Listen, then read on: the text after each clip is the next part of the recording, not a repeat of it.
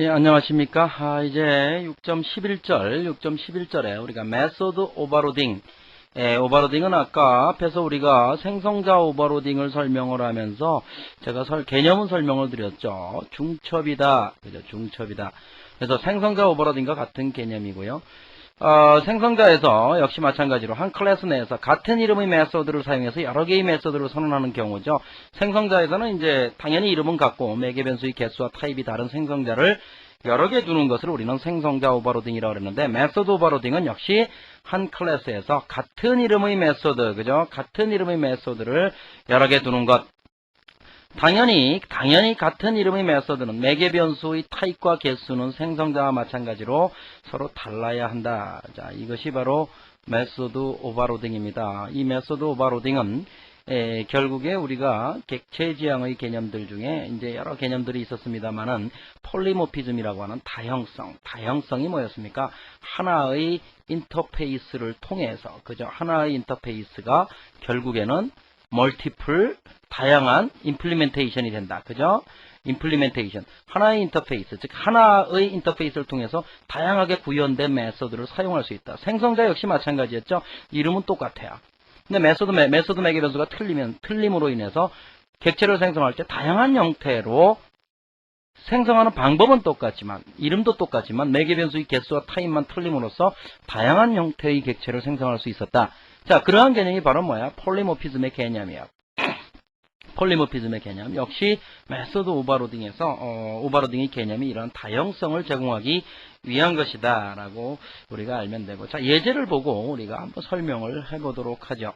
자, 149페이지부터 예제가 나오고 있죠. 여러분들은 예제의 그 출력 결과를 참조를 하시고 이 프로그램을 보시면 될 것 같습니다. 자, 일단 클래스 오버로드 1이라는 놈이 있죠. 클래스 오버로드 1. 이게 뭡니까? 테스트라는 메소드, 즉 4개의 테스트 메소드가 오버로딩 되어 있습니다. 이름도 똑같고 뭐가 틀려요? 매개 변수의 타입과 개수가 다릅니다. 그죠? 요것도 하나고 요것도 하나지만 타입이 틀리기 때문에 오버로딩 될 수 있다라는 얘기죠. 자, 이렇게 서로 다르게 구현이 되어 있습니다. 자, 이런 상태에서 오버로드 1, OB 오버로드 1, 오버로드 1 클래스로부터 객체를 탄생을 시켰습니다. 그래서 더블 리절트라고 하는 메소드 지역 변수를 선언해 놓고 ob.test라고 하는 객체의 테스트 메소드, 매개 변수가 하나도 없죠. 그럼 당연히 이 메소드는 이것을 의미하는 것이 되어서 매개 변수 없음이라는 글자가 찍히게 되죠. 결과 보세요. 149페이지 아래에 나와 있습니다. ob.test back을 해버리면 인테자 값이기 때문에 인테자 값을 찾죠. 여기에 맞죠. 그러니까 매개 변수 int 플러스 a 해가지고 100이라는 값을 찍게 되겠죠.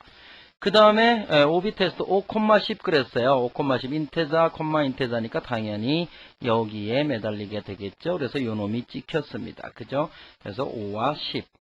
그 다음에 ob.test 해가지고 4.2를 가지고 불렀어요. 자, 실수값이죠. 자바에서의 실수는 더블이 기본이에요. 그래서 여기에다가 매칭을 시켜서 요 놈을 찍게 되겠죠. 그래서 매개 변수 더블의 결과, 이제 그 결과 값을 얘는 지금 뭐야? return a 곱하기 2를 하죠. 그죠? 그래서 반환 값이 뭘로 돼 있어요? 보이드가 아니고 더블로 돼 있죠. 반환을 받아서 리절트에 넣어놓고 그 결과를 찍었어요. 그죠? 리절트 값을 찍었더니 결과가 ob.test 4.2의 결과 8.4가 되는, 그죠? 자, 충분히 이해되셨죠? 자, 메소드가 오버로딩 된 경우고요. 두 번째 프로그램을 한번 보면, 자, 책을 넘겨서 오버로드 데모 2를 보면, 자, 이것도 똑같은데 오버로드 2 해가지고 클래스를 선언했고 테스트 똑같죠? 테스트 이랬어요. 그죠? 3개의 메소드를 오버로딩 시킨, 그죠? 3개의 메소드를 오버로딩 시킨 경우죠. 자, 이런 경우 역시 ob를 객체를 생성을 해서 인테드 i 88 해가지고 ob 테스트 하니까 당연히 이 메소드 수행되겠죠. 역시 매개 변수 없음. 그 다음에 10,20 하니까 10,20 하니까 당연히 여기에 매칭돼서 10과 20을 찍죠. 자, 그 다음에 i 값을 가지고 ob 테스트를 불렀어요. i 값을 가지고 불러니까 인테자 한 자리짜리는 없죠, 지금. 그런데 인테자 자리는 당연히 더블 자리에 그대로 접목이 가능하니까 즉 와이드닝 형변환이 일어나서 가능하니까 여기처럼 자동 형변환을 거쳐서 A를 실행하게 됩니다. 그래서 매개 변수 결과를 보니까 더블 88.0이 찍혔죠. 당연히 정수가 실수로 변환되니까 0이 찍히게 됩니다. 오비 테스트 132.2 당연히 여기에 매칭이 돼서 역시 찍히게 되겠죠. 물론 당연히 이럴 경우 오비 테스트 뭐 1.5, 2.3 이렇게 더블이 2개 들어가 있는 매개 변수를 가지고 호출하면 해당되는 게 없으니까 그건 뭐예요? 없는 메소드를 호출한 거예요. 그죠? 그렇기 때문에 그건 에러가 됩니다. 아시겠죠? 여기 더블 A, 더블 B가 없으니까 그러한 메소드로 호출하면 당연히 에러가 되겠죠. 자, 두 번째 예제를 살펴봤고요. 자, 요번에는 오버로드 3 해가지고 세 번째 프로그램을 한번 보도록 하죠. 자, 이게 왜 안 나타나나? 자, 제가 실행 설정을 안 해놨나 봐요. 자, 실행 설정 객체 실행해놓고 이거를 실행시킵니다. 자, 오버로드 데모 3죠. 자, 이 프로그램을 보니까, 프로그램을 길게 해놓고요. 자, 이 프로그램을 보니까, 자, 오버로드 데모 3예요. 자, 이건 메인 클래스가 위에 올라와 있고, 그 다른 클래스가 밑에 내려가 있네요. 그래서 이 밑에 클래스를 먼저 볼까요? 클래스 오버로드 해놓고, void, calc. void calc 시스템 그러니까 calc가 매개 변수가 하나도 없는 거예요. 매개 변수가 없습니다. void calc integer width height 우리 그 박스에 뭐 그 부피를 계산하는 것 같죠? width height depth 그래서 숫자가 하나면 그걸 가지고 정사각형의 넓이를 구하고 숫자가 2개이면 직사각형의 넓이를 구하고 숫자가 3개이면 그걸 가지고 직육면체 즉 박스의 부피를 구하는 이러한 형태의 클래스입니다. 그죠? 이러한 형태의 클래스. 그래서 이것을 어떻게 계산을 했느냐 하고 보니까 여기에서 보니까 public static void main string args에서 일단 overload ol new overload 해가지고 요 밑에 overload로부터 객체 ol을 생성을 시켰죠. 그 다음에 integer input의 배열입니다. 여기서 항상 조심해야 되겠죠.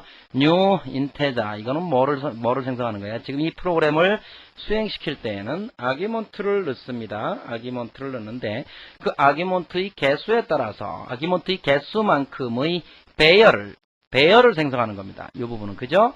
그러니까 다른 객체를 생성하는 것이 아니고 배열 객체 인풋을 생성하는 명령어예요. 앞에서도 이런 경우가 있었죠. 그래서 아기먼트의 개수에 따라서 자 프로그램 결과를 먼저 볼까요?